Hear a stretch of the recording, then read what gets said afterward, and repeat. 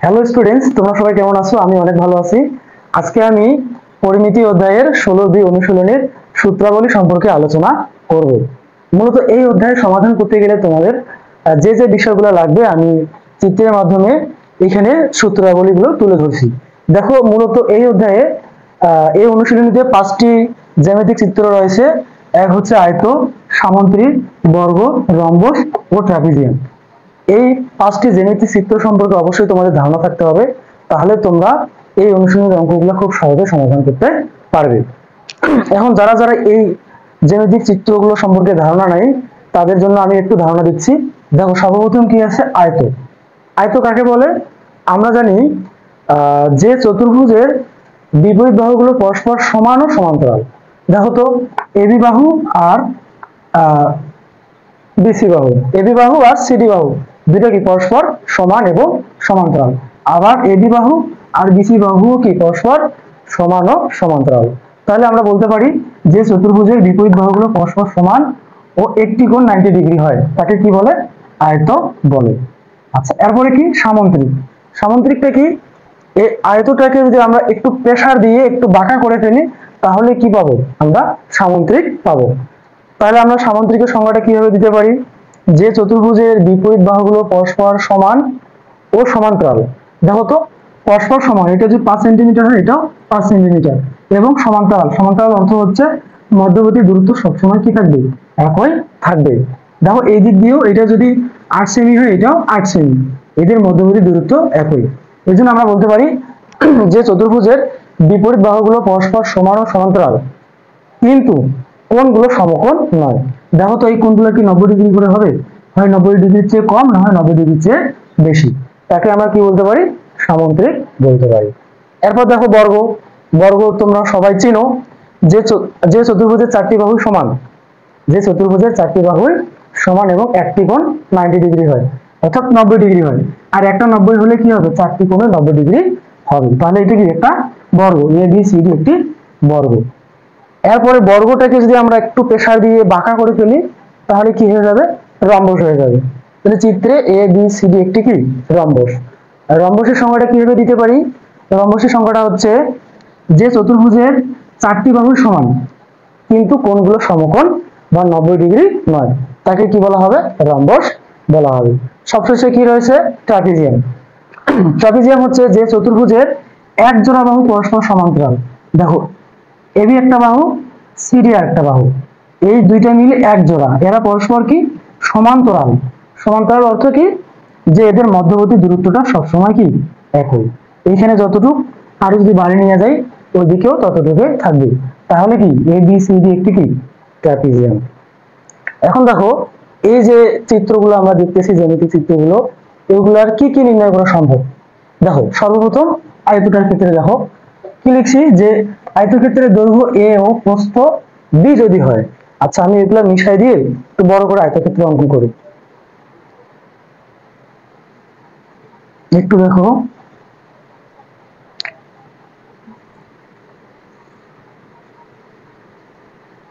আচ্ছা এটা মনে করো একটু বাঁকা হয়েছে। আচ্ছা, এ বি সি ডি, মনে করি এ বি সি ডি একটি কি? আয়ত। এই আয়তের দৈর্ঘ্য কি ধরছি আমি? এ। বড় বাহুটাকে বলা হয় দৈর্ঘ্য, এ ধরছি, এবং প্রস্থ ছোট বাহুটাকে বলা হচ্ছে প্রস্থ, এটাকে আমি বি ধরছি।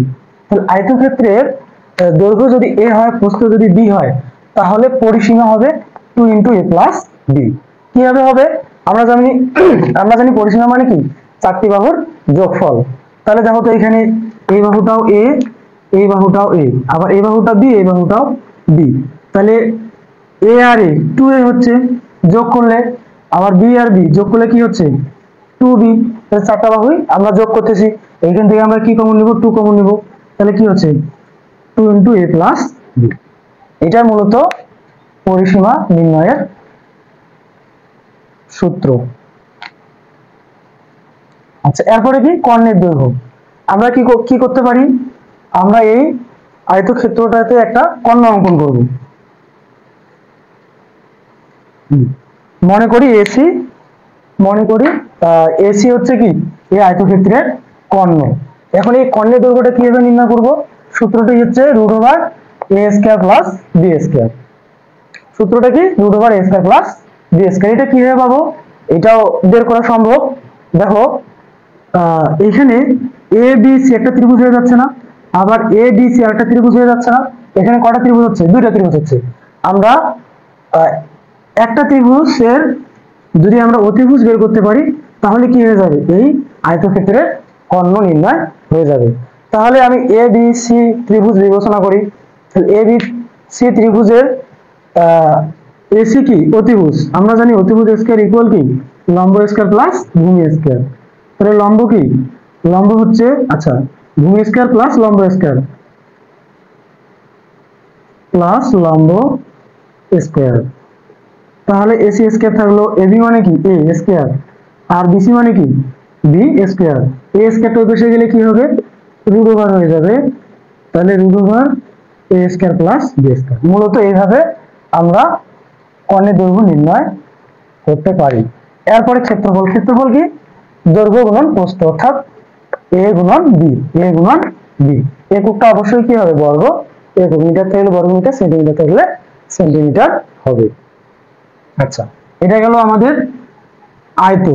এবার আমরা কি আলোচনা করব? এবার আমরা আলোচনা করব সেটা হচ্ছে বর্গ। একটু আগে আমি বর্গ সম্পর্কে ধারণা দিলাম, এখন একটা বর্গের চিত্র অঙ্কন করি।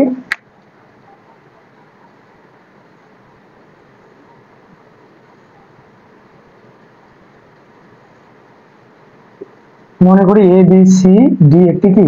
বর্গ, যার চারটি বাহুই সমান। কি লেখা হয়েছে? যে বর্গক্ষেত্রে প্রত্যেক বাহুর দৈর্ঘ্য যদি এ হয়, অর্থাৎ যেহেতু চারটি বাহুই সমান এই জন্য প্রত্যেক বাহুর দৈর্ঘ্য যদি এ হয় তাহলে পরিসীমা কি হবে? 4a।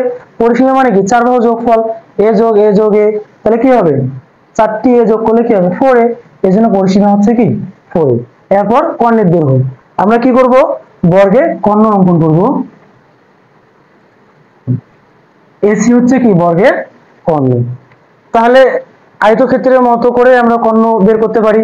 এখানে এ বি সি একটি কি? সমকোণী ত্রিভুজ। আর সমকোণী ত্রিভুজের পিথাগোরাসের উপপাদ্যের সূত্র জানি, AC square equal AB square plus BC square. তাহলে এসি স্কয়ার ইকুয়াল এবি মানে এ, বিসি মানে বি স্কয়ার।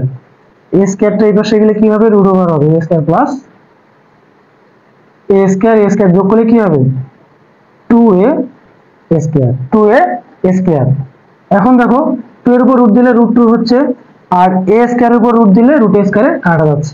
তাহলে আমরা সূত্রটা কি পাচ্ছি? √2a। এই যে দেখো কর্ণের দৈর্ঘ্য হচ্ছে √2a। এরপরে আমরা কি পাবো? বর্গের ক্ষেত্রফল। বর্গের ক্ষেত্রফল আছে এক বাহুর উপর স্কয়ার, যে কোনো একটি বাহুর উপর স্কয়ার বর্গ করলে আমরা কি পাবো? বর্গক্ষেত্রের ক্ষেত্রফল পাবো। আচ্ছা, এরপর দেখো এরপরে দেওয়া আছে কি? রম্বস। রম্বস আমরা অঙ্কন করি আগে একটা। যে চতুর্ভুজের চারটি বাহুই সমান কিন্তু কোণগুলো সমকোণ নয় তাকে রম্বস বলে। চিত্রে এ বি সি ডি একটি কি? রম্বস। রম্বসের কর্ণ দুটি দৈর্ঘ্য, তাহলে এই রম্বসে আমরা কয়টা কর্ণ অঙ্কন করব? দুইটা কর্ণ অঙ্কন করব। একটা হবে এসি আর একটা হবে বিডি। তাহলে এসিটা আমরা D1 ধরতে পারি আর বিডিটা D2 ধরতে পারি। এই যে দেখো রম্বসের কর্ণ দুটি দৈর্ঘ্য D1 ও D2 যদি হয় তাহলে আর ক্ষেত্রফল কি? Half D1 D2, half D1 D2। এটা কিভাবে আসে দেখো, তোমরা অবশ্যই মনে রাখবা রম্বসের কর্ণদ্বয় পরস্পরকে সমকোণে সমদ্বিখণ্ডিত করে। অর্থাৎ এই যে রম্বসের দুইটা যে কর্ণ আমরা অঙ্কন করলাম, এই কর্ণদ্বয় পরস্পরকে সমকোণী, অর্থাৎ প্রত্যেকটি কোণ কত ডিগ্রি করে? 90 ডিগ্রি করে সমদ্বিখণ্ডিত করে। সমদ্বি মানে সমান দুই খণ্ডে ভাগ করে, অর্থাৎ এইটুক আর এইটুক সমান হবে, এইটুক আর এইটুক সমান হবে। এটা অবশ্যই আমাদের কি মনে রাখতে হবে। আচ্ছা, সূত্রটা কিভাবে আসলো দেখো। দেখো তো এখানে আমরা দুটো ত্রিভুজ পাচ্ছি না, একটা এ বি সি আর একটা কি? A B C. আমরা যদি একটা ত্রিভুজের ক্ষেত্রফল বের করতে পারি, এর সাথে যদি আমরা 2 দ্বারা গুণ করি তাহলে দুটো ত্রিভুজের ক্ষেত্রফল বের হয়ে যাচ্ছে। তাহলে আমরা কি সম্পূর্ণ রম্বসের ক্ষেত্রফল পাচ্ছি। তাহলে ত্রিভুজ এ ডি সি চিন্তা করো, ত্রিভুজ এ ডি সি। আচ্ছা, এই ত্রিভুজের মধ্যে এসিটা কি? এসিটা ভূমি না? তাহলে এসির মান কত? D1। আর লম্বটা কি? এইটুক লম্ব না? পুরাটাই হচ্ছে d2, তাহলে অর্ধেক কি হবে d2/2। তাহলে যদি কেন্দ্র ও ধরি অর্থাৎ মিলিত স্থানটা ও ধরি, তাহলে ওডি সমান কি হচ্ছে, ওডি সমান হচ্ছে d2/2। তাহলে এটা পেলাম ভূমি, এটা পেলাম লম্ব। তাহলে আমরা ত্রিভুজের ক্ষেত্রফলের সূত্র কি জানি, হাফ গুণন ভূমি গুণন উচ্চতা। তাহলে ত্রিভুজ এডিসি সমান হাফ গুণন ভূমি, ভূমি মানে কি d1, আর ভূমি গুণন উচ্চতা, উচ্চতা মানে কি, উচ্চতা কি d2/2, d2/2 কি হচ্ছে এখানে, উপরে d1 d2, নিচে 2 দুগুণী কত 4, অর্থাৎ এই ত্রিভুজটার ক্ষেত্রফল পেলাম আমরা। তাহলে একই ত্রিভুজ কয়টা আছে, দুইটা। তাহলে সম্পূর্ণটার যদি ক্ষেত্রফল বের করতে চাই, তাহলে এ বি সি ডি এর ক্ষেত্রফল বের করতে চাই, কত দ্বারা গুণ করব, এই ত্রিভুজটার ক্ষেত্রফলকে 2 দ্বারা গুণ করব, 2 গুণন d1 ইনটু d2/2 কত 4 আছে, 4, 2 দুগুণী 4। তাহলে আমরা কি পাচ্ছি, হাফ পাচ্ছি d1 d2 পাচ্ছি। মূলত এইভাবে সূত্রটা আসছে। আচ্ছা, মিশাই দিলাম। তাহলে আমাদের 16-2 অনুশীলনের অঙ্কগুলো সমাধান করতে গেলে এই সূত্রগুলো মুখস্থ রাখতে হবে, কোনো বিকল্প নেই, মুখস্থর কোনো বিকল্প নাই। তোমরা অবশ্যই মনে রাখবা যে বিষয়গুলা মুখস্থ রাখলে খুব দ্রুত অঙ্কের সমাধান করা যায়, ওই সূত্রগুলো আমাদের একটু মুখস্থই রাখতে হবে, এর বিকল্প নাই। আচ্ছা দেখো, এবার আমরা যাব ট্রাপিজিয়াম। দেখো ট্রাপিজিয়াম ক্ষেত্রের সমান্তরাল বাহু দুটি দৈর্ঘ্য এ ও বি, উচ্চতা কি এস। আচ্ছা, আমরা আগে একটা ট্রাপিজিয়াম অঙ্কন করি।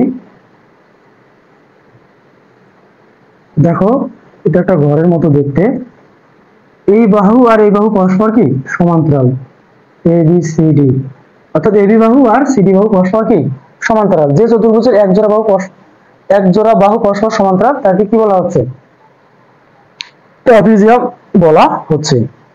এখন ট্রাপিজিয়ামের সমান্তরাল বাহু দুটির দৈর্ঘ্য, একটা ধরছি এ আর একটা ধরছি কি বি, এবং উচ্চতা এস, অর্থাৎ এই দুইটা বাহুর মধ্যবর্তী যে উচ্চতা আছে এটা ধরছি কত এস।